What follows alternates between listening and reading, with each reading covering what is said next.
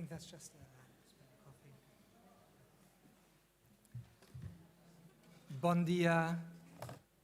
Well, good Bon dia a morning. tothom. Good morning, everybody. Moltes gràcies per estar Thank you aquí amb ever so nosaltres, much per for being here with acompanyar-nos us, en aquesta ocasió tan to be especial, with us in this very en special aquesta occasion, ocasió d'anunciar the el Premi Joan announcement Miró of the Joan 2023. Miró Award És una 2023. magnífica notícia que It podem is reprendre aquest premi a després wonderful d'una pausa news durant la that we pandèmia have been able to i, a més, start de again poder this fer-ho award amb after the el, pandemic and to be able to suport do it d'un with magnífic the support nou patrocinador. of an excellent new sponsor. Before I go into a little bit more detail, I just wanted to say to all our guests here today how happy I am, how happy we are that the Joan Miró Prize is restarting and that we're able to do so together with a new sponsor. I should also explain very briefly that we're starting a few minutes late. We had a technical problem with the live streaming. It was, as I was told, not available across the entire globe, but only in parts of it. And of course, that is not sustainable for us. So we adjusted the settings so that now the live streaming is working as intended. We have simultaneous translation from Catalan into English and English into Catalan, and I'm sure you'll be able to follow us. We're really pleased to be able to state that the spirit and vocation that guide the Stavros Niarchos Foundation, our partners in the Premi Joan Miró, are also our own. And we are particularly pleased that this 8th edition of the award is placing a new accent on the social side of art. Moltíssimes gràcies a vosaltres per Thank you so much. Thank you so much for your support, and thank you for your intent to work with new strength, this social dimension of art, which is so interesting and important for us, and it is so urgent, especially nowadays. I'd like to highlight and thank the presence of, here at the front row, of all of the members of the international jury, a jury that when they received the confirmation of the members, I was moved just thinking about the wonderful work they would be able to do together. So let me start. Noor Al-Qasimi, the chairwoman and director of the Charles Al Foundation from the United Arab Emirates, Katharina Gregos, arts director of the National Museum of Contemporary Art, EMST, in Athens, Greece. Heju Kim, head curator of the Singapore Art Museum in Singapore, and Anne-Sophie Loring, ex-coordinator of the Moderna Museum in Stockholm, Sweden, and a member of the board of the Royal Academy of Arts in Sweden. I'd like to thank Martina Mia and the team from the Joan Miró Museum for their support throughout this process. As you know, the work of the winning artist requires a connection with the ideals that inspired and guided Joan Miró throughout his life, an emancipating imagination and a visual radical poetry. The award is for an artist during an initial success phase of his or her career, regardless of his age, her age, gender, or cultural identity. It is an award for an artist that has made great works, and we bet that he or she will make even greater things in the future. And we want to give him or her our support in this process. In this year's edition of the award, in order to deepen the social impact, we have developed an educational project with primary school students and with university students in order to, on the one hand, to get both young people closer to contemporary art, to the most recent arts creation, but at the same time, in order to introduce ourselves, to introduce we, jury members and art professionals and the public at large, a different vision about what contemporary art is all about. Our own, the vision that these people have about it. And this has helped us very much, and it has been a great pleasure to be able to work with the students from the schools in order to develop an audiovisual work about the artists that have been shortlisted: Adam Amami, Joan Andrew Mogoyen, Frida Orupavan, Nico Rottenberg, and Hegyuyan. Let me share an additional piece of data with you. In the short list of artists awarded in previous awards: Ola Gerfensen, Pipilotti Reis, Mona Khatoum, Romy Hone, Ignazi Abayi, Kader Atia, and Malini Malani. A list that's very impressive of great artists, and we carry on with this magnificent production of contemporary art. Today, I'd like to thank the presence and the collaboration of the schools that have participated in the project, in the education project, Octavio Paz-Ibao. The result of this project, which has been documented and presented to the jury members during their discussion session. And we have been moved, and it has helped us to find the right decision, the decision we have made. This new phase of the award adds to the Foundation's purpose of having art as a transforming experience and highlighting the social values that we share with the Stavros Niarchos Foundation. And now I'm going to give the floor to Alexandros Kambaroglu, Global Programs Director of the Stavros Niarchos Foundation. You have the floor, sir.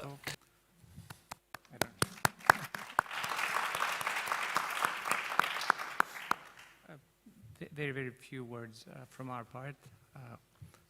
The Stavros Niarchos Foundation is an international grant-making foundation that is dedicated to empowering humanity.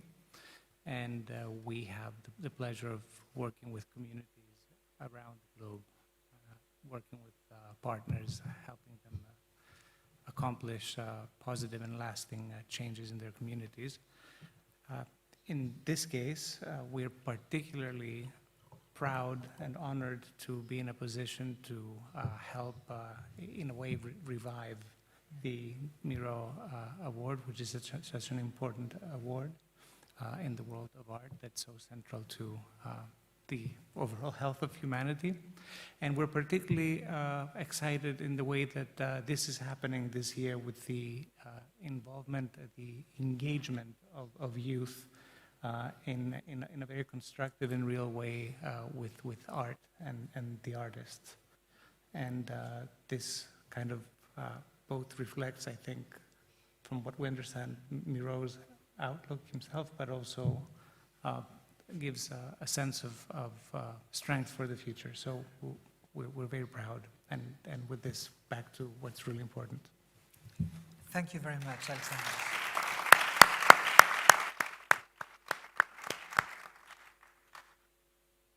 It is now my pleasure to invite to the stage the representative of the jury who will read the jury declaration, Hur Al-Qasimi.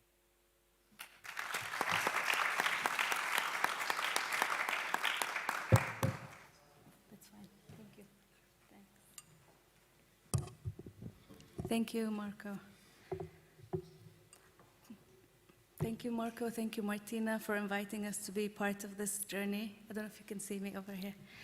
I was very honored to work with a great jury in this edition for the Joan Miró Foundation Prize.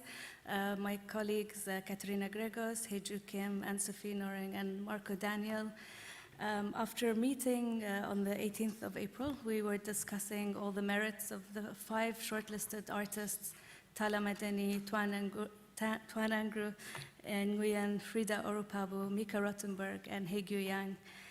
And we found a consensus that, after giving careful and detailed consideration to the 5 artists, remarking on extraordinarily high standards of their work from their deliberations, from our deliberations, we settled on one artist. But we'd like to emphasize that all 5 finalists are artists whose candidacies bring honor to the award. It wasn't an easy decision. We thank them for having accepted being on the shortlist, for their commitment to the prize, and for henceforth being part of the Joan Miró community. It was a difficult choice to make, but not a difficult choice at the same time for such an extraordinarily exceptional list of names. But in the end, the jury unanimously decided to award the 2023 Joan Miró Prize to Tuan Andrew Nguyen,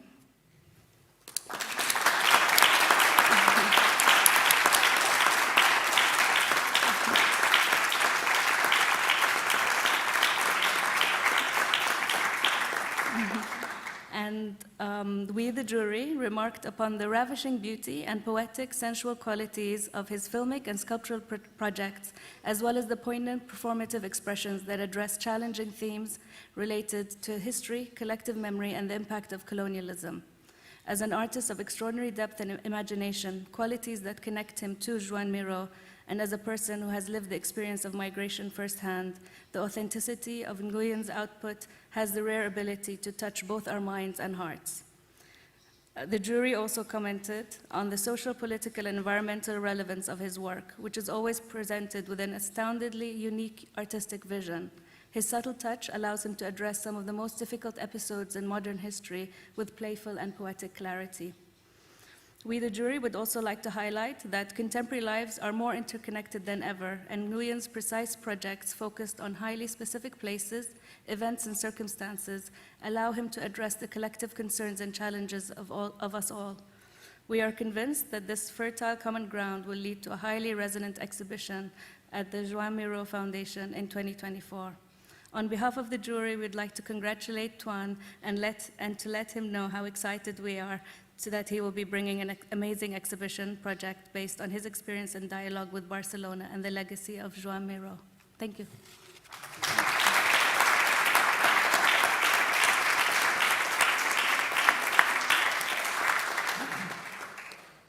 Hur, thank you very much for reading the statement. Before we invite Tuan to the stage, I would like you all to join us in watching the video created by the students of the school Octavio Paz here in our neighborhood in Barcelona. A short video that introduces the work of all 5 shortlisted artists.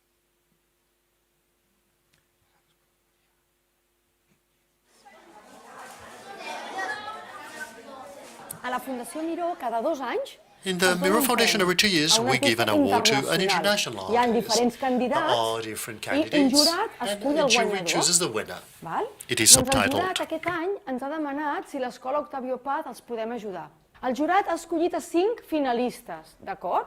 I primer haurem de saber com es diuen, on han nascut, on viuen, una mica amb quins objectes treballen en les seves creacions artístiques, val? El que farem serà investigar sobre ells. Com treballen, amb quins materials, què ens diuen les seves obres, val? Què ens agrada més, què no ens agrada tant. L'artista que ens ha tocat és la Tara, té 46 anys i treballa amb lents. I ens hem volgut ficar en la seva pell. Primer ens van ensenyar unes obres i les vam observar atentament. Hi havia gent que tapava els ulls a unes persones i aquells que li tapaven els ulls tapaven la boca al que tenien al davant. Vam pensar que això seria com una forma que es sentien com amenaçats o confosos. També vam pensar que això de que com que no deixaven expressar-se. Vam veure que els colors d'aquell quadre eren molt foscos. Vam relacionar això amb la nit, la tristesa. La Valentina comença a representar la seva idea. Vols representar la teva? Sí. Vam pensar com volíem fer un quadre. La Tala sempre utilitza pintures fosques i ens hem adonat que les seves pintures són com abstractes i aleshores hem volgut fer el mateix. No. Hemos dicho que tenemos otra tonalidad de gris por los árboles. Vale, lo hago yo. Voy a poner aquí un poco de blanco. La majoria de persones que sortien en aquells quadres mai sortia la cara sencera. Vam pensar que això podria representar la gent que pensa d'una manera diferent i que és sent ignorada perquè la prenen d'una manera com que està boig. Doncs aquí hem triat com una selecció de les obres de la Heidi i ara al moment les observarem en silenci, no direm res, pensarem i després una miqueta a veure quines sensacions es desperta el que veiem. Doncs a nosaltres ens ha tocat investigar sobre la Heidi, ens hem adonat que treballa amb persianes. Ens ha fet pensar molt, ja que les persianes poden ocultar, deixar passar la llum. No només treballa les persianes, sinó que també treballa amb les llums, l'olor i el soroll, la música i tot. De manera que ens fa despertar quasi bé tots els sentits. Després vam fer idees que la que va sortir va ser una que estava relacionada amb la confiança. Hi ha una persona al mig, no? I una altra a fora. Llavors, algunes persones que estan a fora se li obre la cortina perquè té confiança amb el de dins i els altres no perquè no tenen tanta, així, per això. El que més m'ha agradat és que a cada obra una persona potser veia el cel, l'aigua i el mar i la terra i l'altra potser veia el món d'Avatar. A mi m'agrada que cadascú es creï la seva història, per així dir-ho dins del seu cervell per lo que veu. Estem treballant la mica. Us en recordeu lo de la porta que hem dit? Que això s'assemblava molt al conte d'Alícia en el País de les Meravelles, no? I que la mica a vegades fa això, barreja el món real amb un món imaginari, però sempre què és el que hem vist que fa? Què és el que hem vist? Que ella sí, ho connecta molt bé, ho connecta. La Mica és una artista que treballa amb espumillons, amb pompons i amb més coses i vam agafar els seus materials i vam fer una cadena. Imagineu que estem en una fàbrica i ara anem a fer un producte. Ens vam dividir en grups que ens van donar una hora que teníem i amb aquest temps hauríem de fer una cadena llarga i tothom està nerviós i tot. Hi ha uns països on les dones, els nens també fan cadenes i si es cansen no li deixen descansar, diuen que continueu treballant. La Mica per què feia aquests tipus d'arts? Perquè volia explicar que aquests països no està ben fet. Haurien que els nens no treballessin i marxessin a les escoles, aprendessin i fessin moltes coses. Sí! Canons ens ha provocat tristesa, indignació, terror... Què més? Però... Èpoques diferents, vale, bona. Aquí podríem posar-ho a perspectiva, no? Sí. Doncs escriu-ho, Cindim. Confrontacions. Té, Humbert. Confrontacions, molt bé. Apareixia com es fabricaven les bombes. Vols escriure fabricació a prop de bombes, per exemple? Ronald? Humbert? Té. Vam veure una obra que parla de la guerra de Vietnam. Normalment treballa amb audiovisual i amb objectes. Les seves obres parlen del futur i el món que deixen a les noves generacions. Treballa amb gent diversa, sovint del lloc on realitza els projectes. Sovint parla dels seus orígens. Els nens i nenes tenen un paper important a les seves obres. Sovint utilitza l'anglès i el vietnamita. Vale. Que tenemos que elegir un objeto y depende del objeto y donde lo hemos encontrado, tenemos que hacer un vídeo del objeto y el sitio.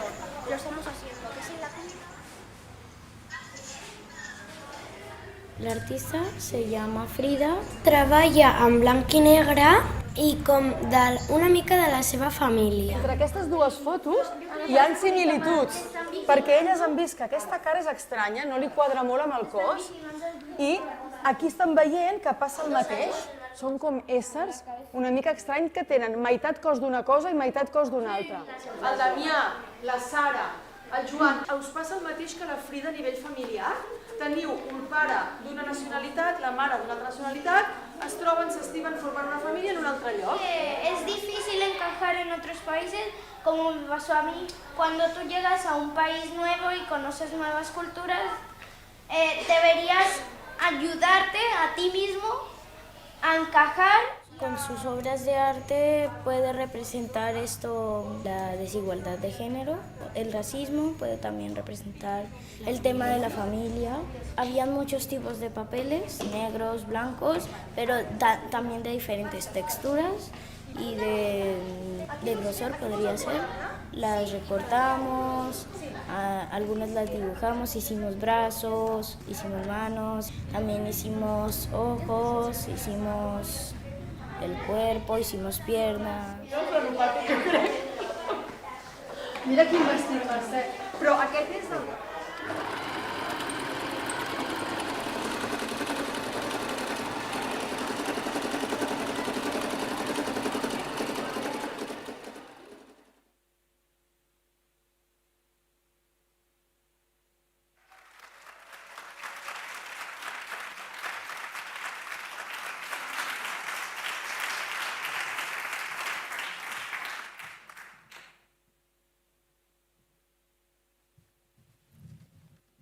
Es pot veure quant de divertit ha sigut aquest projecte. Tell how much fun this project has been.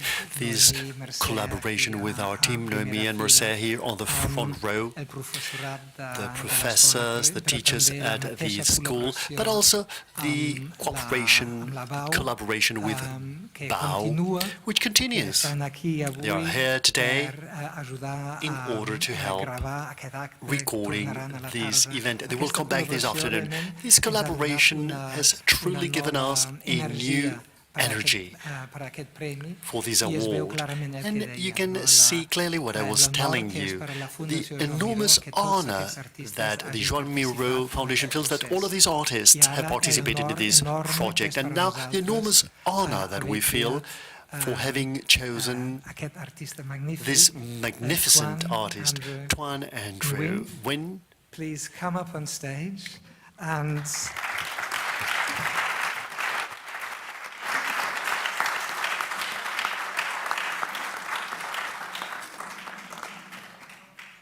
congratulations.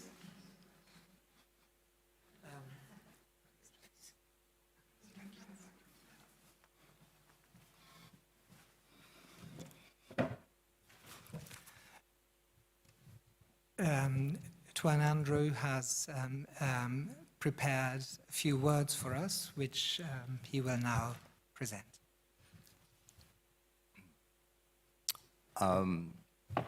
Thank you, Marco. Thank you, Hor. Thank you for everybody being here today. I'm sorry, I have to say that my voice is a little bit kind of stuffy today. I'm coming off of a cold, a gift from my two little children last week. But if my voice does crack today, it's not from the cold, but it's from the amount of gratitude and the immense honor I feel sitting up here as a recipient of the prize. It's overwhelming, and I'm still speechless, but I guess I have to say something today, so I'll try to make some words, string some words together for you all. I thought we were going to show a clip, but I think we're going to show a clip from one of the works later.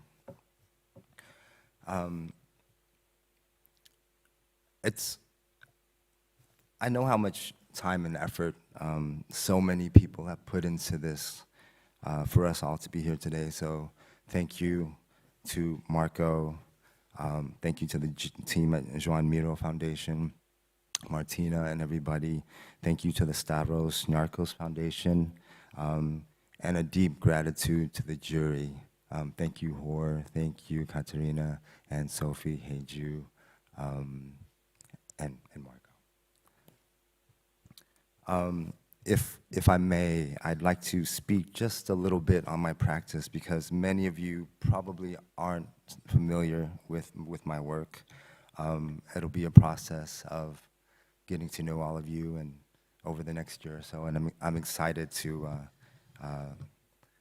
make that exhibition happen. And my name is Tuan Andrew Nguyen, if I totally forgot to introduce myself. So I primarily work in moving image. I make films and sculpture, but primarily films because I believe in the power of narrative, of storytelling. I make short films. I make long films, I make single-channel films, I make multi-channel films. I make films that are shown in cinemas, and then I make films that are shown online. So I'm through and through an artist/filmmaker. Most of the films I make are in collaboration with different communities around the world. We make these films together, and that's a very important part of my practice. And my collaborators and I make an effort in emphasizing the collaborative nature of the filmmaking process. They would write or help to write the narratives and the scenes in which they actually enact. And stories that we are telling are their stories. And then these films become a kind of archive in and of themselves. I think it's important to think about the archive in terms of the histories and the stories that have been forgotten by history. I have a soft spot in my heart for communities that have been affected by war and migration. That still struggle with the traumas of colonialism or environmental hardships, which I link very closely to colonialism and the impact of capitalism. Most of the time, the stories move from these moments of trauma towards the speculative. I found that telling a story is an important step towards healing, but pushing beyond that into the possibilities of the speculative oftentimes helps us imagine alternatives. It opens up the possibilities. It opens up the future just a little bit. And there's liberation in that. So making films together is not only a collective act, but in my eyes, it's an act of solidarity. I truly believe that storytelling is a powerful form of resistance, of political resistance. But on the other side, I think that listening to stories can be a powerful form of solidarity. I'm a really good listener. I'm not a very good speaker, so please excuse me if I kind of fumble today on my words, but listening is also a strong position to have and a strong gesture to partake in. And listening is definitely the first steps towards empathy, and I think empathy is a skill so important for us all to develop, especially during these times. And that's really all I have to say right now. Thank you. Thank you very much. Do you want to show the video? The images on the screen? Can we have the images, please, of the artist on the screen? Thank you.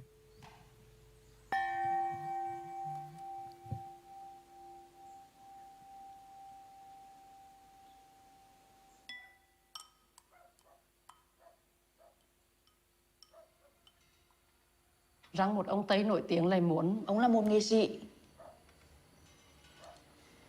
Một nghệ sĩ người Tây nổi tiếng chuyển kiếp thành một đứa nhặt phế liệu nghèo khổ ở Việt Nam. Lại còn là đàn bà.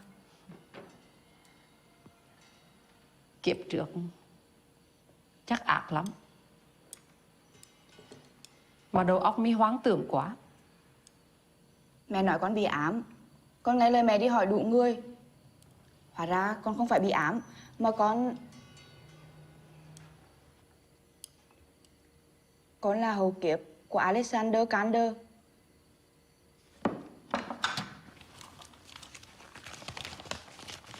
Ông có chết đúng 49 ngày thì con được sinh ra.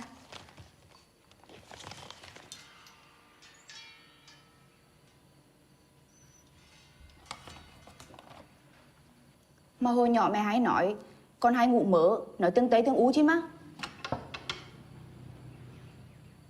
Còn nít ai biết hắn bô lô ba la cái chi? Con đã nhớ lại dịch vài chữ trong tờ tạp chí Ni. Lúc con sống, ông nghệ sĩ Ni từng làm những tác phẩm để phản đối chiến tranh Việt Nam. Con thấy mấy tác phẩm của ông giống như bom với máy bay. Giống như một trận bom đúng không? Hệt như trận bom mà ngày xưa mẹ hay kể cho con nghe. Thôi đừng nói nữa. Ăn đi. Có thể ông.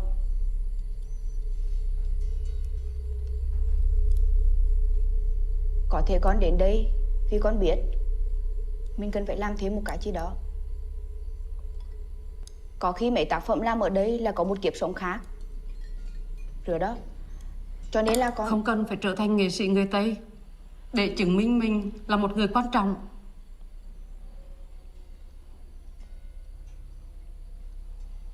Mẹ không cần mi thành ông nọ bà kia. Mi đã có khi mô là một đứa con đàng hoàng chưa đã? Cái chi? Mẹ nói cái chi đó? Răng lúc bố mẹ cũng.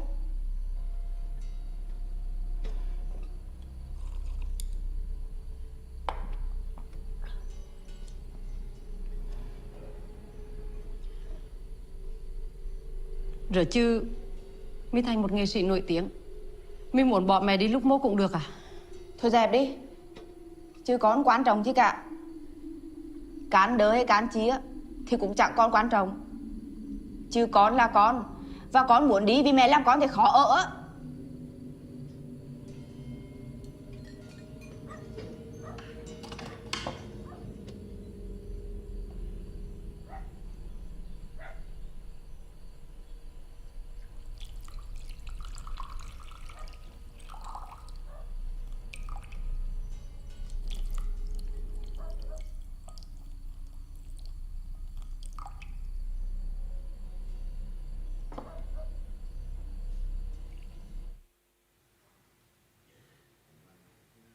Hello. So the rest of the scene kind of plays out in silence. The kind of unspoken traumas of a family that is based in Quang Tri. Quang Tri is a city in the central part of Vietnam, right beneath the 17th parallel where the country was split. Just to give a little bit of context, because you know, these little clips and excerpts without context seem could be quite confusing. So this film was made in this area, and Quang Tri has was one of the most bombed places in history. 15 million tons of ordnance were dropped during the American War in Southeast Asia, 3 times as much as the amount of bombs that were used in World War I and World War II combined. And a third of the bombs did not explode when they were supposed to, so they're continuing to explode now in peacetime. And the amount of people that have been killed through unexploded ordnance in this area has far exceeded the number of US casualties, military casualties during the war. So there's something quite ironic about that, and tragic, of course. So this film works with the community in this area, shot in this area, and gathers their stories, but gives it a little bit of a twist and a connection to another moment in history. So just wanted to give that little context so you understand the work a little bit. thank you. Thank you. I think...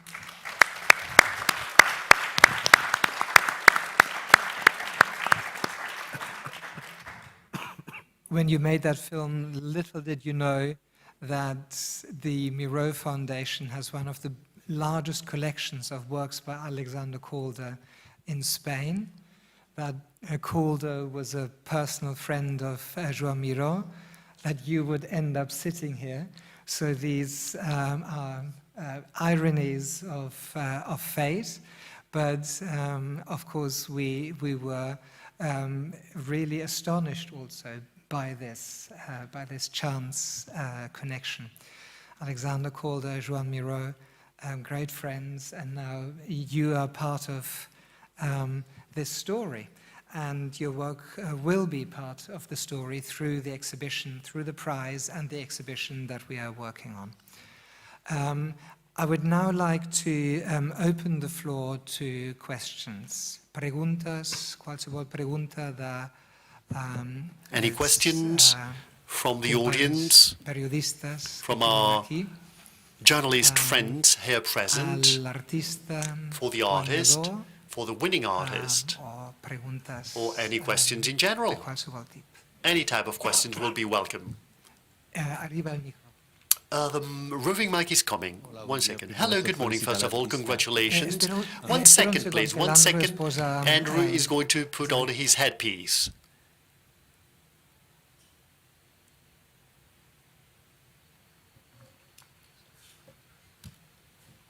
Sorry.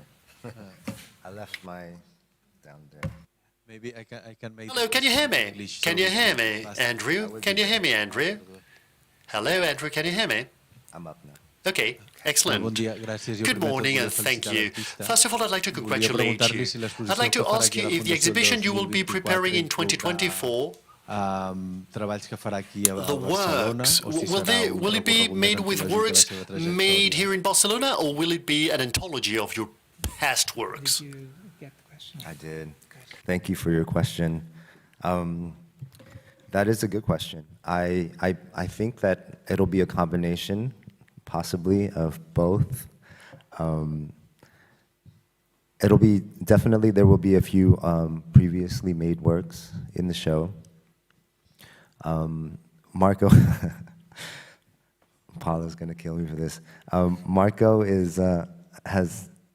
I'm really interested in working in the local context. I don't know what logistical possibilities will need to happen for that to occur, but we'll see. So there is a possibility of new work being made in Barcelona, maybe. I can't promise anything, but I'm ambitious.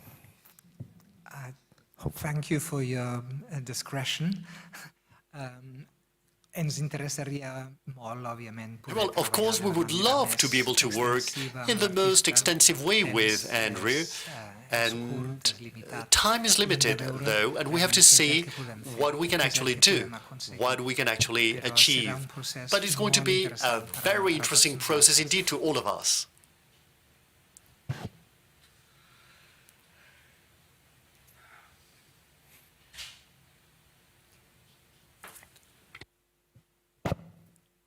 ¿Alguna otra pregunta? Have you got any further questions? Yes. Yes, over there. Aquí darrere. Okay, here, well, congratulations. Andrew, I'd like you to talk a bit more about the concept that you have mentioned.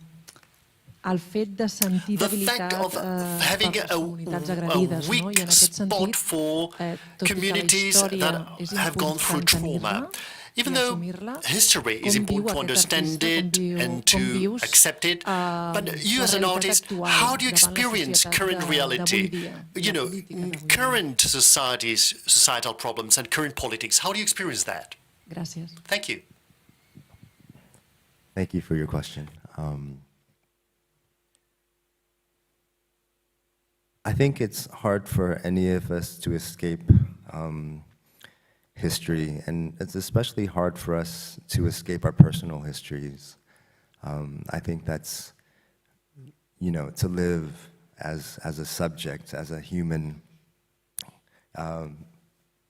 period, is to grapple with a series of traumas on top of all the other traumas that we've inherited through history and through the disasters that our forefathers and foremothers have given us. So I navigate based on a very personal experience of history. And I think there's something quite interesting when you look at history through a personal lens. So my soft spot for communities that have been affected by war and migration is actually a soft spot that comes from a very personal experience of mine. My parents and I escaped Vietnam in the late 70s by boat. There was a phenomenon called the boat people. About 2 million people left by boat after the end of the American war in Vietnam. So that's, those kind of emotional entanglements are the things that drive me. Sorry. Yeah.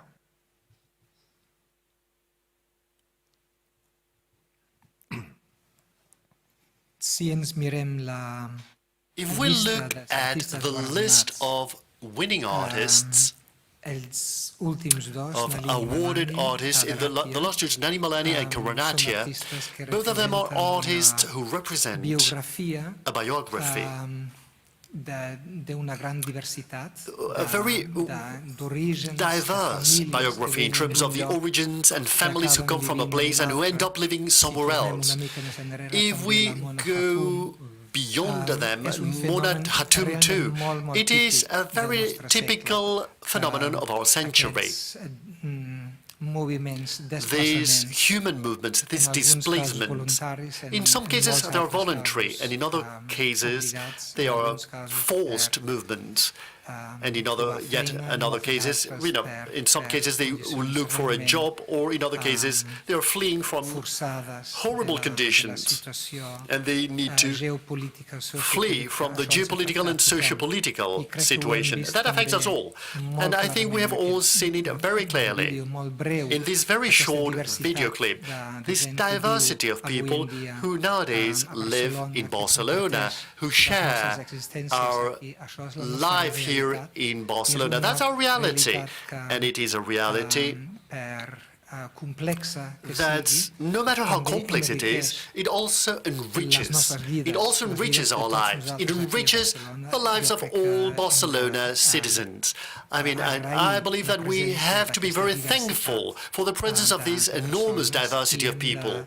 And we need to understand and we need to listen to the voices of the people who can actually speak with knowledge, with well-informed knowledge about these topics. So it is a great opportunity and a great responsibility for all of us. Would anyone else like to ask a question, please? Yes, go ahead. It's just a curiosity question. Has your work ever been shown in Spain before? As far as you know? That is a good question. As far as I know, I don't know if I've shown in Spain before. I think not. No. No. Well, thank you, Joan Miró Foundation. Yeah. We are very proud. We feel very proud of being the institution in Spain that will introduce the wonderful work of this artist here in this country. It is a great honor for us as well that this be the case. Thank you for asking that. Okay. Moltes gràcies. Okay, then, thank you very much. And I thank you very much for your participation in this press conference. This afternoon, we will have the official award delivery event, and now we will have a photograph. We will make a photo